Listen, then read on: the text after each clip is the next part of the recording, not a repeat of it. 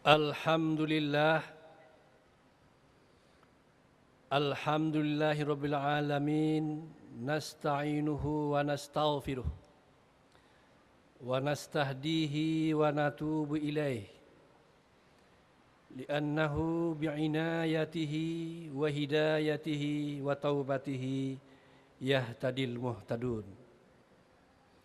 Asyhadu an la ilaha illallah huwal malikul quddusus salamul mu'minul muhaiminul azizul jabbarul mutakabbir. Wa asyhadu anna Muhammadan abduhu wa rasuluh alladzi ursila bil huda wa dinil haqq liyuzhirahu 'alad dini kullihi wa kafa billahi syahida. Allahumma salli wa sallim ala hadzal nabiyil karim wa ala alihi wa ashabihi ajma'in. Amma ba'du ayyuhal hadirun rahimakumullah. Usikum wa iyaya bitaqwallah faqad fazal muttaqun. Qala Allah Ta'ala fil Qur'anil azim, a'udzu billahi minasyaitonir rajim. Ya ayyuhalladzina amanu taqullaha haqqa tuqatih wa la tamutunna illa wa antum muslimun. Wa qala aidan fi suratul ukhra, wa may yuti'illaha war rasul fa ulaika ma'al ladzina an'ama Allahu 'alaihim minan nabiyyina was-siddiqina wasyuhada was-sholihin wa hasuna ulaika rafiqa. An-Nisa al-ayah 69. Wa qala an-nabi sallallahu alaihi wasallam fi hadis syarif an Uqbah bin Amir anna nabiyya sallallahu alaihi wasallam qala iza ra'aita Allah yu'til 'abda ma yuhibbu wa huwa muqimun ala ma'asihi minad dunya fa innama huwa istidraj minallah. Thumma tala an-nabiyyu sallallahu alaihi wasallam surat al-an'am al-ayah 44 ila 45. Falamma nasu ma zukiru bihi fatahna alaihim abwaba kulli syai' hatta iza farihu bima utu akhadnahum baghtah fa izahum mublisun faquti'a dabirul qaumil ladzina zalamu walhamdulillahi rabbil alamin. Sadaqallah wa sadaqar rasul wa nahnu ala dzalika minasy syahidin walhamdulillahi rabbil alamin. Hadirin sidang Jumat yang berbahagia, kita sering salah persepsi dalam memahami apa yang dikatakan nikmat.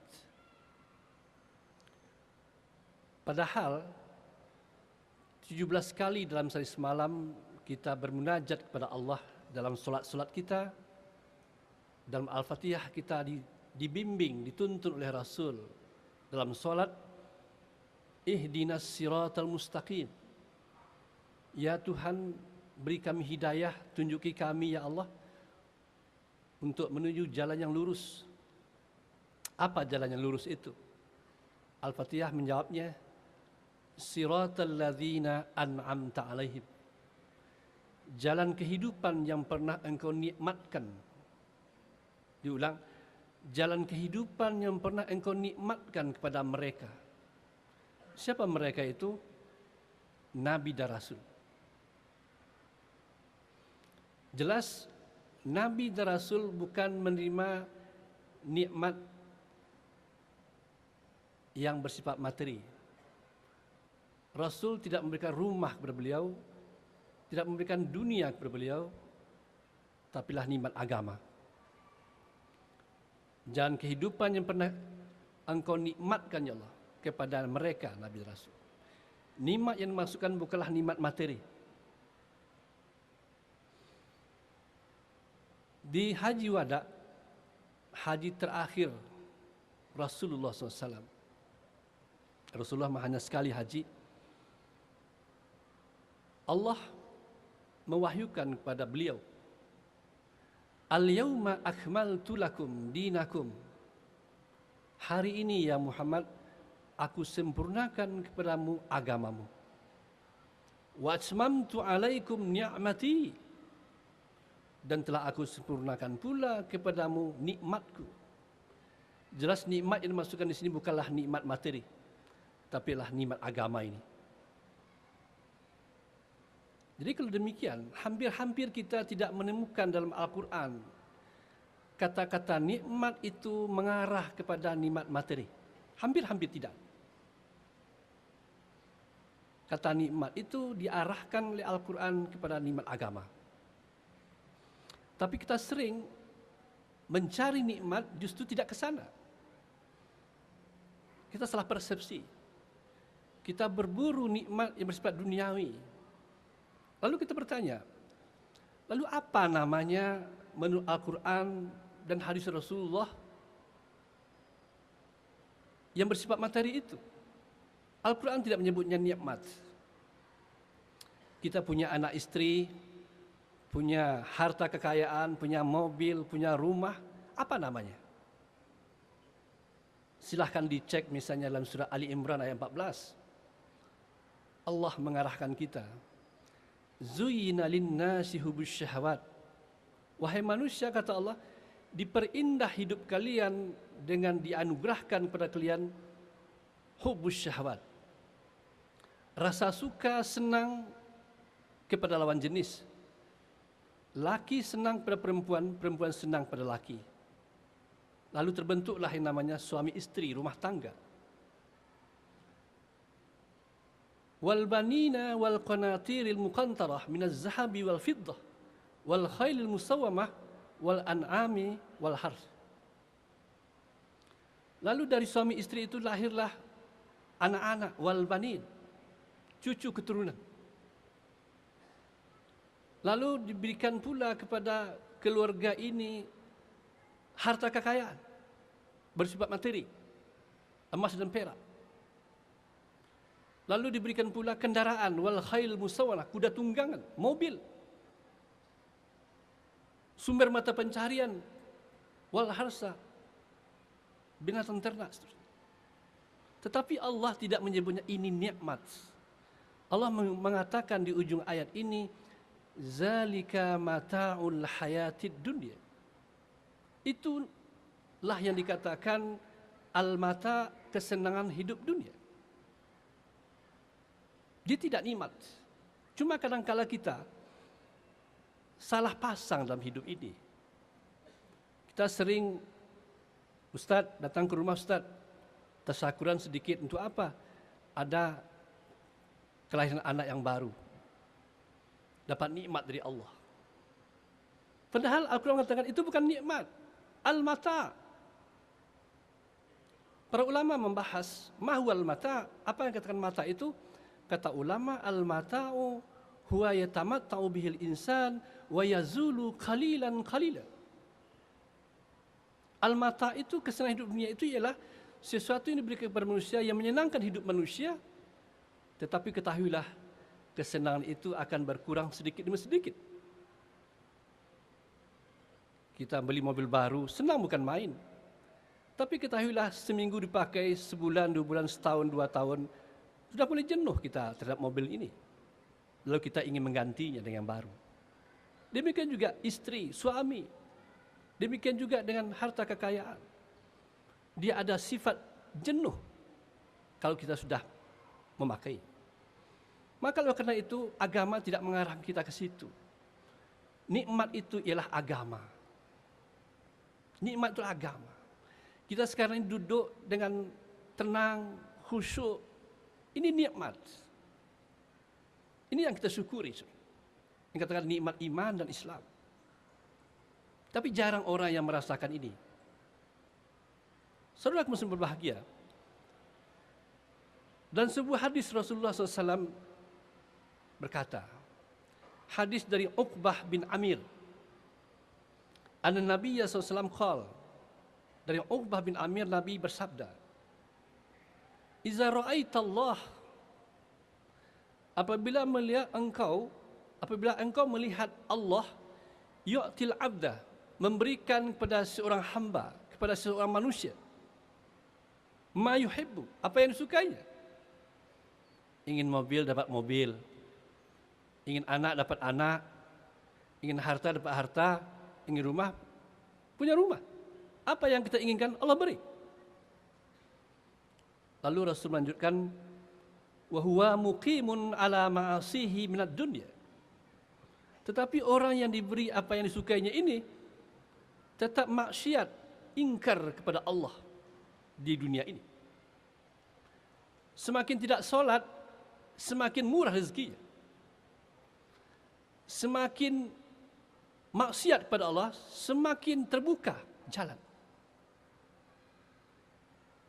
Maka kata Rasulullah, fa innama huwa istidraj. Maka itu, orang itu sungguhnya, kata Rasul, dalam keadaan diberi istidraj. Apa itu istidraj?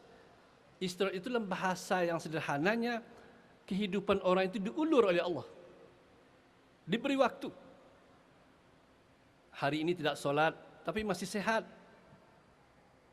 Diberi rezeki. Semakin maksiat, ada tetangga, Ustaz, tetangga saya enggak solat Ustaz, bahkan kerja malam, maksiat kepada Allah, tapi mobilnya berderet. Anak-anaknya sehat-sehat Ustaz, tapi tidak pernah menjalankan agama. Saya bilang, hati-hati. Jangan-jangan orang itu istidraj ya Allah. Diulur ya Allah. Allah pada suatu saat akan berhitung dengan orang itu. Saudara kaum bahagia. Maka oleh karena itu, kalau kita punya sesuatu di dunia ini, alhamdulillah kita punya mobil, maka boleh kita bertanya pada diri kita, apakah dengan mobil yang saya punya ini saya semakin dekat kepada Allah, apa semakin jauh?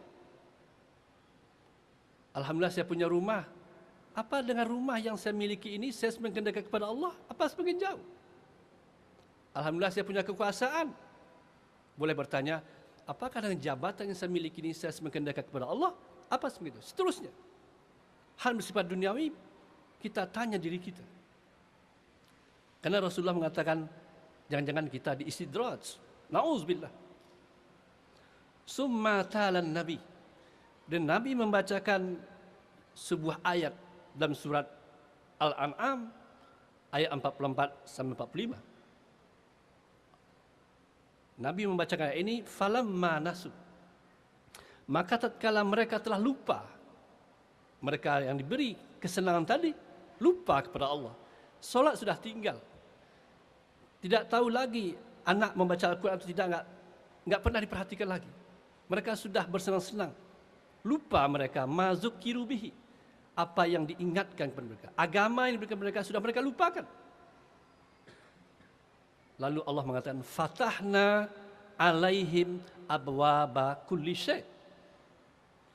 Kami bukakan kepada mereka pintu-pintu segala sesuatu. Semakin maksiat, semakin mudah rezeki. Semakin tidak solat, semakin sehat. Maksiat terus. Pokoknya hidupnya dimudahkan oleh Allah. Semakin maksiat. Cuma kata ayat berikutnya, hatta, ada waktu. Hatta iza farihu bima utu.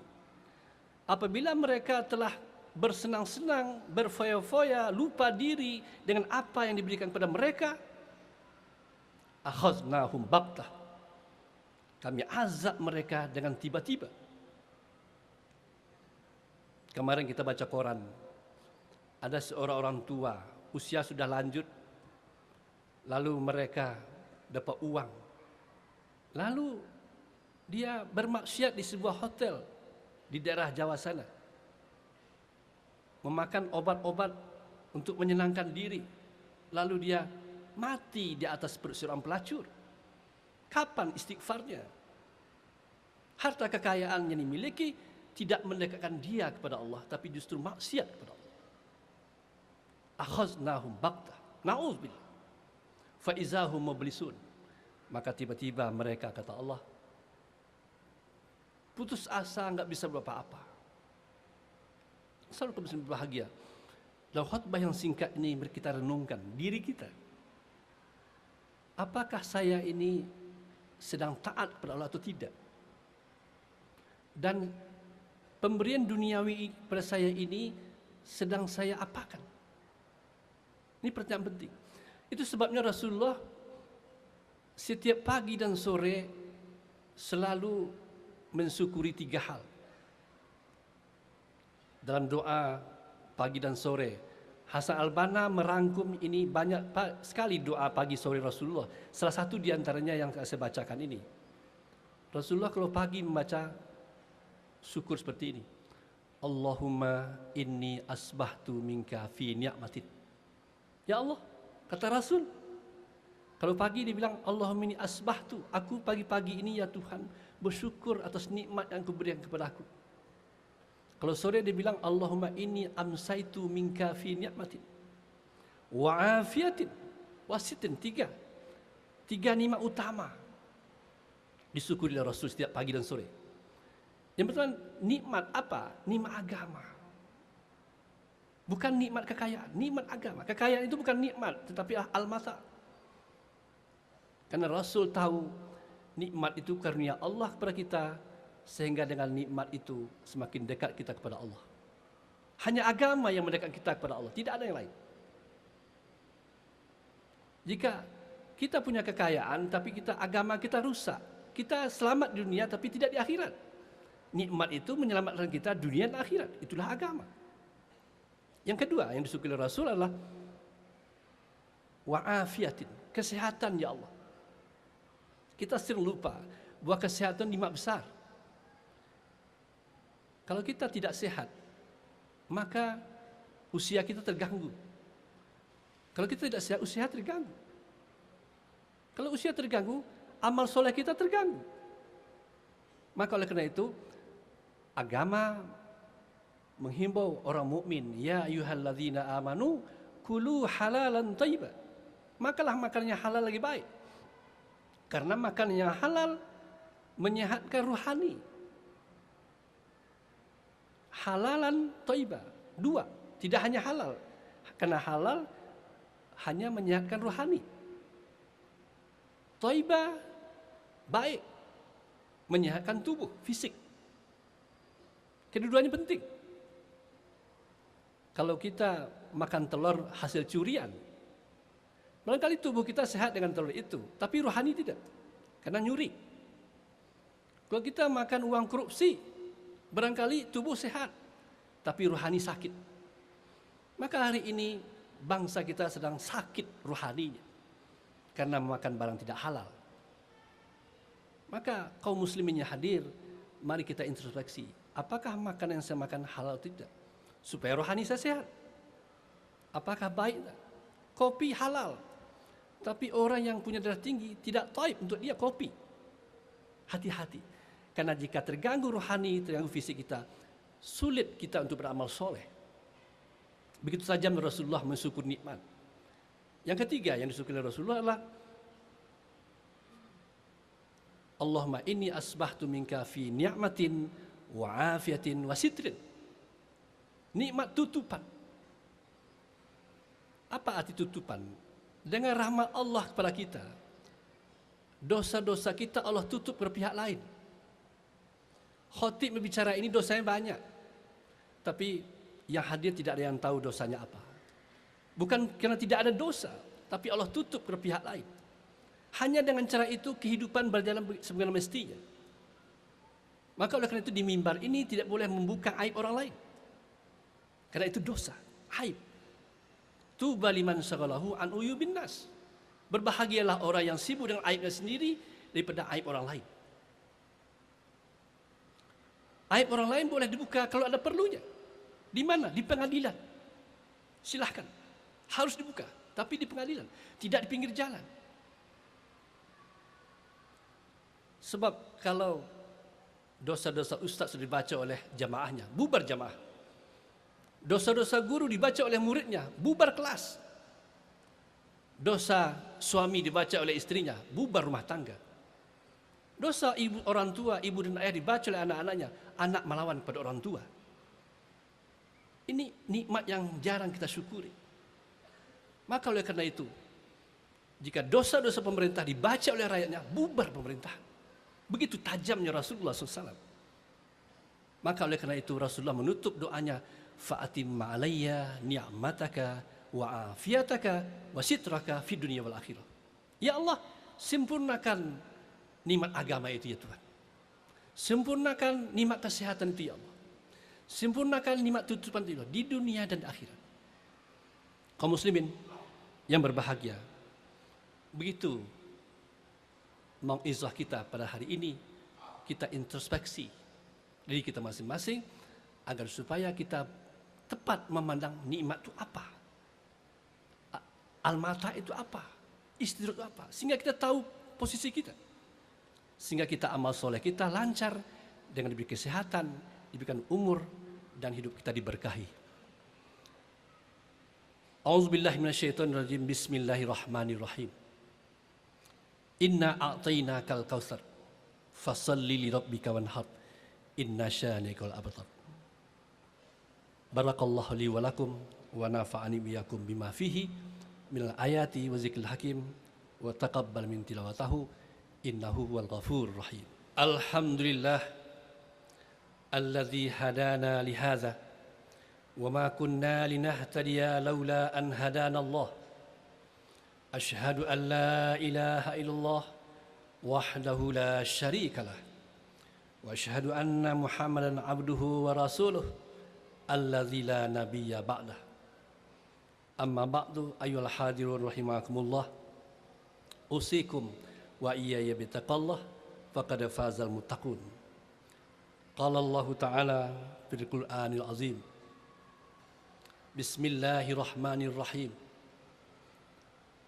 Inna a'tainakal kautsar. Sesungguhnya kami telah banyak berikan nikmat kepada engkau. Allah bilang kepada nabinya, aku telah banyak beri nikmat kepada engkau ya Muhammad. Khitabnya kepada Rasulullah. Tapi hakikat pesan ini kepada seluruh kita ini. Karena kita mengaku sebagai pengikut Rasulullah, maka khitab ini berlaku untuk kita. Sesungguhnya kami, aku kata Allah, telah banyak berikan nikmat kepada engkau. Ada dua tugas orang yang banyak menerima nikmat. Yang pertama, fasalli li rabbika. Salat hanya karena Tuhan. Beribadah kepada Allah. Ini tugas penerima nikmat. Apalagi kalau banyak. Sebab jika nikmat dunia itu jika tidak diberi agama, dia berubah menjadi istidraj. Jadi kalau kita punya mobil, dengan mobil itu kita bisa ke masjid, bisa ke taklim, bisa beramal soleh, maka mobil menjadi nikmat. Dia tidak menjadi mata. Kalau kita punya rumah, dengan rumah itu kita bisa beramal soleh. Kita punya anak, dengan anak kita bisa beramal soleh. Maka pemberian-pemberian tadi tidak lagi mata, tapi dia berubah jadi nikmat. Maka oleh karena itu dipesan oleh Allah, salatlah karena Tuhanmu saja. Ibadah. Seharusnya semakin banyak nikmat duniawi kita terima, semakin dekat kita kepada Allah. Seharusnya, bukan sebaliknya. Yang kedua, wanhar, memberilah. Artinya perhatikan orang-orang yang tidak beruntung nasibnya di dunia ini. Fakir miskin, anak yatim, kaum du'afa yang tidak sekolah. Perhatikan, itu tugas orang yang menerima nikmat. Jika dua hal itu tidak dilakukan, maka akibatnya jelek sekali. Tetapi jika dilakukan, Allah berjanji, inna syani'aka huwal abtar. Sesungguhnya orang yang benci kepada engkau, dengan cara sholat karena Tuhan tadi dan memberi kepada sesama, kebencian itu akan sirna dengan sendirinya. Inilah ayat yang menghubungkan the-top dengan bawah, kaum atas dan kaum bawah. Si kaya si miskin dihubungkan dengan ibadah dua ini. Karena dalam hukum sosial, orang yang di bawah benci kepada puncak piramid, iri. Maka untuk menghilangkan iri dengki ini, maka caranya memberilah kepada mereka. Perhatikan nasib kaum duafa, orang-orang di bawah. Hanya dengan cara itulah, kata Allah, kebencian akan sirna dengan sendirinya. Allahumma ighfir lil muslimin wal muslimat wal mu'minin wal mu'minat al ahya'i minhumul amwat. Rabbana zalamna anfusana wa illam taghfir lana wa tarhamna lanakuna minal khasirin. Ya Allah, ya Tuhan kami, pada hari ini ya Allah kami munajat kepada Engkau. Ampunkan dosa kami ya Allah, dosa kedua orang tua kami ya Allah, dosa orang-orang yang pernah berjasa hidup kami ya Allah, dosa para pemimpin kami ya Allah. Ya Allah, jangan Engkau berikan ujian, cobaan, musibah kepada kami ya Allah, di mana kami tidak mampu menjalaninya. Ya Allah, jangan Engkau berikan penyakit kepada kami, di mana kami tidak mampu mengobatinya. Rabbana la tu'akhizna in nasina akhtana. Rabbana wa la tahmil alaina isran kama hamaltahu ala alladhina min qablina.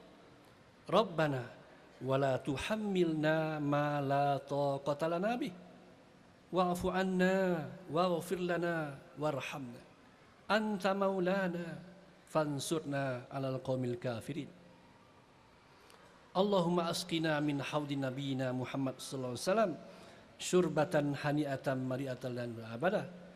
Wa nas'aluka min khairi ma sa'alaka minhu nabiyyuka Muhammad sallallahu alaihi wasallam wa na'udzubika min syarri ma sta'azzaka minhu nabiyyuka Muhammad sallallahu alaihi wasallam. Allahumma inna nas'aluka ridhaka wal jannah wa na'udzubika min sakhatika wan nar.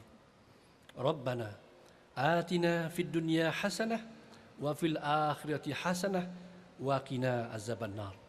Wa dakhilnal jannata ma'al abrar. Ya Aziz, Ya Ghafar, Ya Rabbal Alamin. Ibadallah, innallaha ya'murukum bil adli wal ihsan wa ita'izil qurba wa yanha 'anil fahsai wal munkari wal baghi. Ya'izukum la'allakum tadhakkarun. Fazkurullaha yazkurkum wad'uhu yastajib lakum wa la dzikrullahi akbar. Aqimus shalah.